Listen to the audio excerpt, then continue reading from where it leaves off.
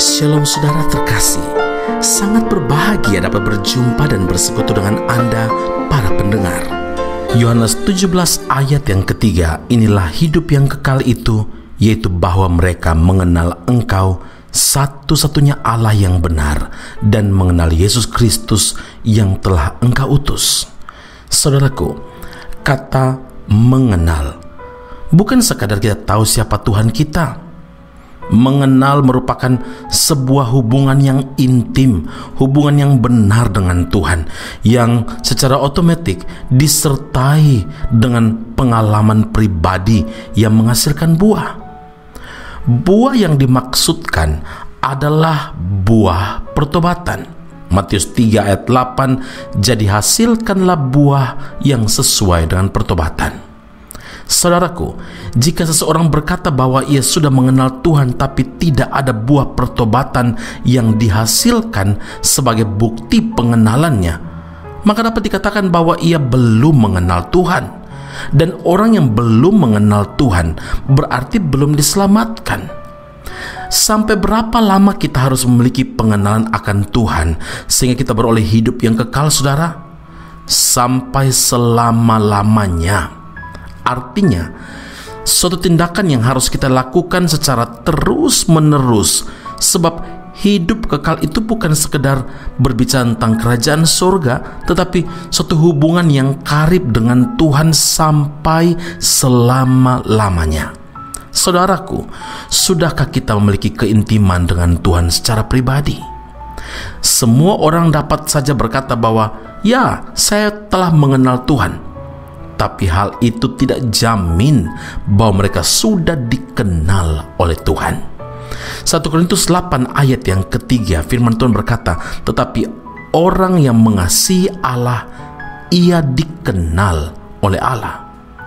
Jangan sampai kita menjadi orang Kristen selama bertahun-tahun, tapi pada akhirnya Tuhan berkata, aku tidak pernah mengenal kamu, enyalah daripadaku, kamu sekalian pembuat kejahatan. Jadi saudara, kita dapat mengasihi Tuhan jika kita memiliki pengenalan yang benar akan Tuhan.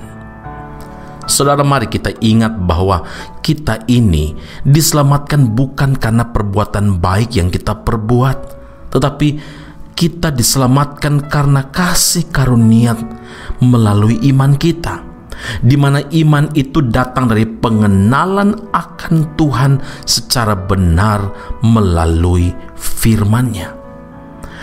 Iman yang benar mempunyai dua unsur. Pertama, percaya kepada Yesus sebagai Tuhan dan percaya kepadanya sebagai juru selamat. Sebab jika kamu mengaku dengan mulutmu bahwa Yesus adalah Tuhan dan percaya dalam hatimu bahwa Allah telah membangkitkan Dia dari antara orang mati, maka kamu akan diselamatkan.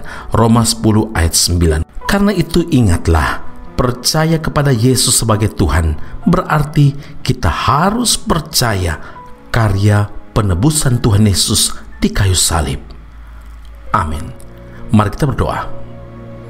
Bapa di surga, kami berterima kasih untuk karunia terbesar yang kami alami, yaitu hidup diselamatkan oleh Tuhan. Kami bersyukur Bapa di surga, itu bukan karena kekuatan kami, bukan karena perbuatan baik yang kami lakukan, tapi karena kasih karunia melalui iman kepada Tuhan Yesus Kristus.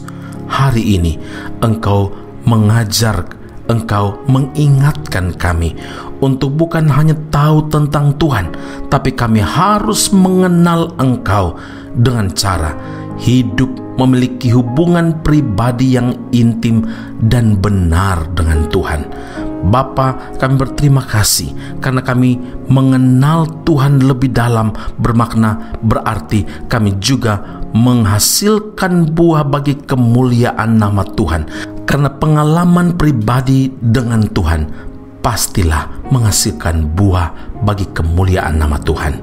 Terima kasih Bapa di surga, meteraikanlah firman-Mu dalam kehidupan kami, dan biarlah Engkau Tuhan Allah satu-satunya yang hidup dan berkuasa atas hidup kami, dan kami mengenal Tuhan lebih dalam lagi, dan kami dikenal oleh Tuhan. Puji, hormat, kemuliaan bagi Allah yang hidup dalam Kristus Yesus Tuhan dan Juru Selamat kami. Kami berdoa dan mengucap syukur kepada Bapa di surga. Haleluya. Amin. Tuhan Yesus memberkati Anda. Sampai jumpa. Keep on growing and never give up.